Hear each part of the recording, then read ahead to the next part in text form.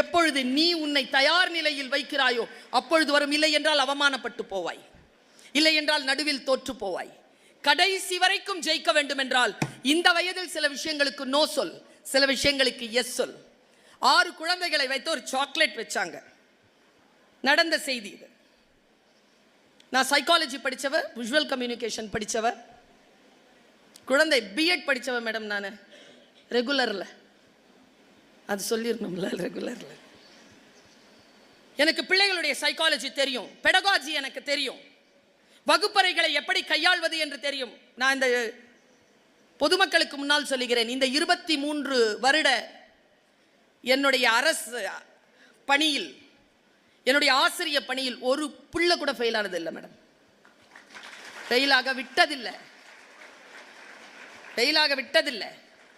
பேசவும் வருவேன், வகுப்பையும் பார்ப்பேன். உனக்கு சொல்கிறேன், 6 குழந்தைகளுக்கு உன்கிட்ட அந்த குணம் இருக்கான்னு மட்டும் பார்த்துக்கோ, அந்த குணம் இருக்கான்னு பார்த்துக்கோ. இல்லைன்னா இன்னிலேருந்து வளர்த்துக்கோ, எப்படியும் வளர்த்துக்கலாம். முன்னால 6 பேருக்கு சாக்லேட் வச்சாங்க. சாக்லேட் வைக்கும்போது அந்த டீச்சர் சொன்னாரு, ஒரு 10 வயசு குழந்தை தான், 6 பேரும், நான் வர வரைக்கும் சாக்லேட்டை தொடக்கூடாதுன்னு சொல்லிட்டு போயிட்டார். 5th ஸ்டாண்டர்ட் எல்லாம் உட்காந்துட்டு இருக்கு சாக்லேட் முன்னால. 10 நிமிஷம் ஆச்சு, 15 நிமிஷம் ஆச்சு, 20 நிமிஷம் ஆச்சு, ஆளை காணோம் டீச்சர். அதில் 3 எடுத்து தின்றுச்சு. 4வது இருக்குல்ல, அதுக்கு ஒரே டெம்டேஷன், இந்த 3 தின்னதை பார்த்து 4வது எடுத்து சாப்பிட்டுருச்சு. 5வது 6வது சாப்பிடல, வர வரைக்கும் வெயிட் பண்ணுச்சு. 1 மணி நேரம் கழிச்சு வந்தார் டீச்சர்.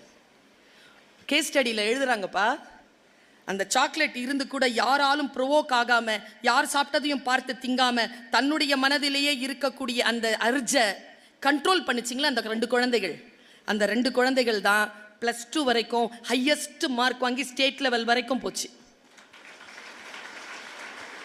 ஒரு விஷயத்தை தனக்கு பலி கொடுக்காமல் அதை பார்த்துக்கலாம்டா அப்படின்னு ஆற போடுறது இருக்குல்ல, வெயிட் பண்ண வைக்கிறது இருக்குல்ல, அந்த குணம் நிறைய மதிப்பெண்கள் பெறுவதற்கான வாய்ப்பை, வாசிப்பதற்கான வாய்ப்பை, படிப்பதற்கான வாய்ப்பை உனக்கு தரும். ஒரு ரூம்ல ஒரு தீபத்தை ஏற்றி வச்சுக்கிட்டு 4 பேர் உட்காந்தானுங்க. சாயந்தரம் 6 மணி வரைக்கும் பேசக்கூடாதுங்க. ஒருத்தன் 5:45 ஆச்சு, 50 ஆச்சு, 55 ஆச்சு. அவன் சொன்னானா, அப்பா இன்னும் 5 நிமிஷம் தான் இருக்குன்னு. பக்கத்தில் இருந்தவன்ல, அடப்பாவி 5 நிமிஷம் தானே இருக்கு, ஏண்டா பேசினேன்னு நானா. அதுக்கு இன்னொருத்தன் இருக்குல்ல, டேய் அவன் தான் பேசுனா நீ ஏண்டா பேசுனேன்னு நானா. 4வது ஆள்ல, அப்பா நான் மட்டும்தான் பேசலன்னு நானா. சேர்ந்து கெட்டு குட்டிச்சோரா போறது இது. ஒருத்தரை பார்த்து ஒருத்தர்.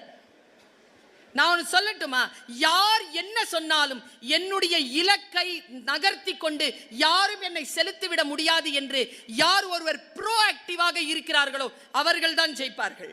B proactive, stay proactive, don't be reactive. React பண்றது